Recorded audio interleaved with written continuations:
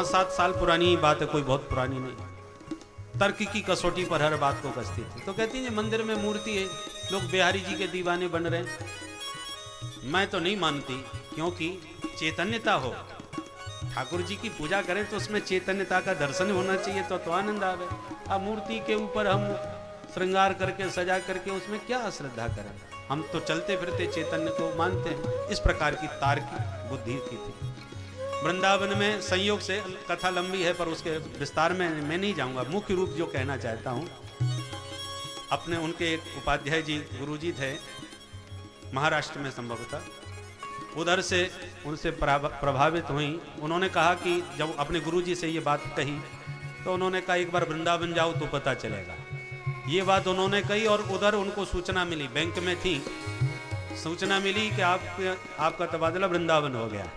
तो वृंदावन की बैंक में, रेतिया बाजार में, भारतीय स्टेट बैंक में वो आई और यहाँ आकर के तो उनको पहला झटका तो ये लगा कि उन्होंने कहा एक बार वृंदावन जाओ, गुरुजी ने कहा तब पता चलेगा। और उन्होंने कहा और इधर वृंदावन ठाकुर जी ने ऐसी लीला करी कि उनको आना पड़ा। और जब आकर के उन्होंने सुना कि बिहारी जी रास रचाते हैं सेवा कुंज में, तो गई एक दिन इस भावना से देखा जाए। तो रात्रि में गई, उनको पता नहीं था कि रात्रि में नहीं जाया जाता। तो रात्रि में गई तो एक कन्या मिली छोटी सी। उसने कहा अरे मैया ये गोपाल ले लो, गोपाल ठाकुर जी। तो उसने कहा इतनी रात्रि हो रही है, मध्य रात्रि का समय था, और बोले ये कन्या कहाँ से आ गई गोपाल देने वाली? लगता है कोई बेचने वाली जो ठाकुर जी को बेचते हैं उनमें से कोई होगी। एक पीस बच गया है, एक ही पीस था उसके पास। बोले इसलिए ये मेरे से आग्रह कर रही है कि इसे आप ले लो।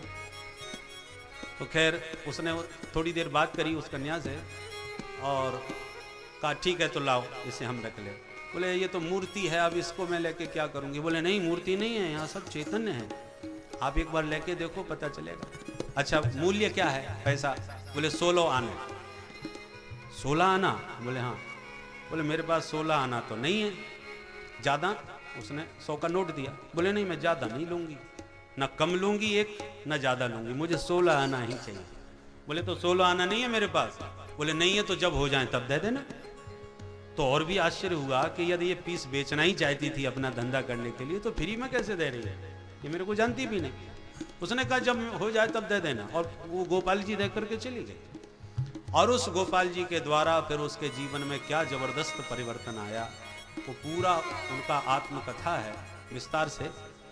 जीवन पलट गया पूरा, नौकरी छोड़ दी और नौकरी छोड़ करके ऐसी दीवानी हो गई कि हमेशा के लिए उन्हीं के रंग में रंगती हुई। उनके गुरुदेव को न जाने कितने वर्षों के बाद जमुनोत्री में उसका दर्शन हुआ, पता ही नहीं चला कि कहाँ चलेगी, कहाँ कैसे क्या हुआ। मतलब यह है यहाँ पर किस रूप में किशोरी जी किसको प्रभावित करने के लिए, किसको आकर्षित करने आ जाए, कुछ पता नहीं है। इसलिए सदैव सावधान। अन्य क्षेत्र में क्रिया होगा पाप तो यहाँ धुल जाएगा। अन्य क्षेत्रे कृतम पापम तीर्थ क्षेत्रे विनश्यति, तीर्थ क्षेत्रे कृतम पापम वज्रलेपो भविष्यति।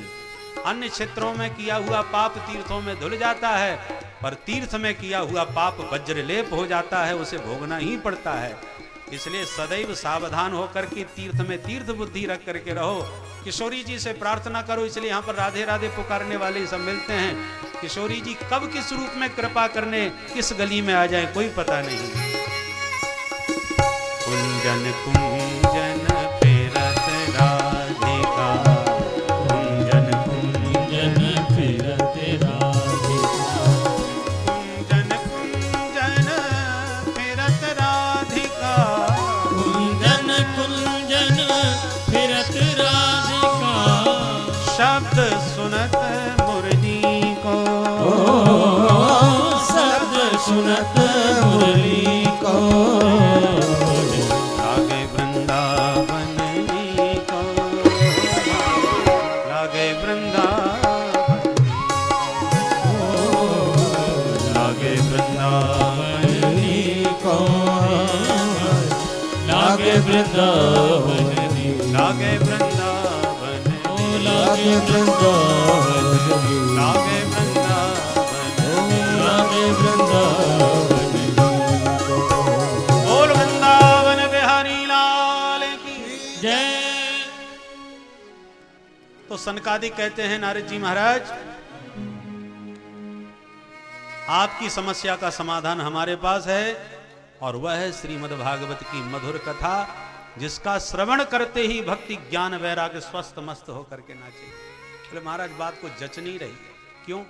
बोले हमने सारे वेद सुना दिए, उनको कोई फायदा नहीं हुआ, तो फिर भागवत से क्या होगा? सनकादिक मुस्कुरा के बोले नारद जी,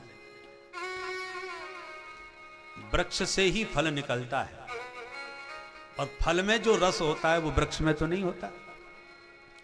वेद है वृक्ष, भागवत है उसी का सरस मधुर फल, निगम कल्प तरोर गलितम फलम।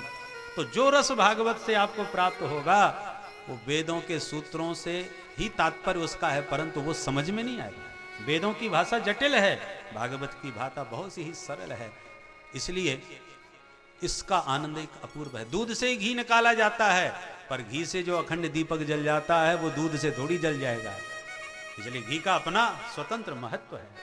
ऐसे उदाहरणों से समझाया तो बात समझ में आ गई, और बोले भैया मुझे तो आप ही एक बार श्रीमद् भागवत सुनाओ। कहाँ? बोले चलो हरिद्वार। तो अब बद्रीनाथ से हरिद्वार में आ गए।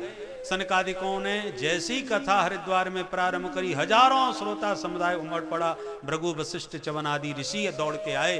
गंगा तट पर विशाल जय जयकार की घोषणा होने लगी।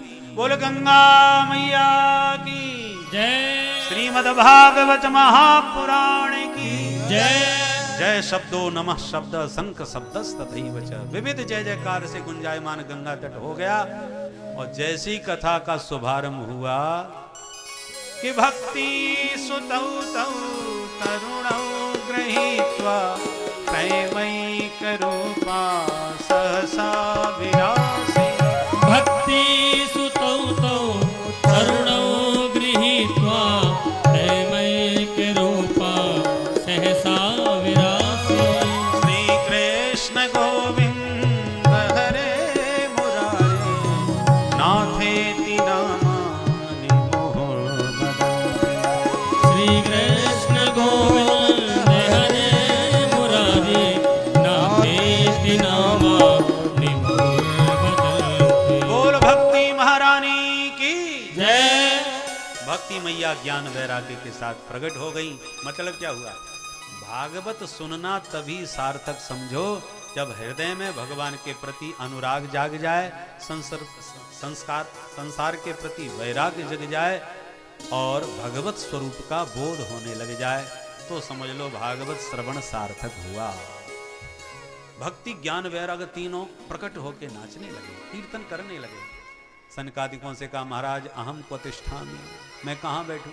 सबके बैठने का अलग अलग स्थान है। सनकादिक बोले निरंतरम वैष्णव मानसा, इन सब वैष्णवों के हृदय भवन में विराजमान हो जाओ।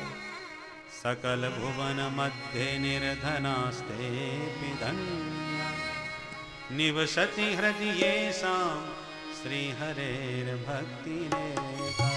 सकल भुवन मध्य निर्धनास्ते धन्य निवसति हृदयेषां श्री हरे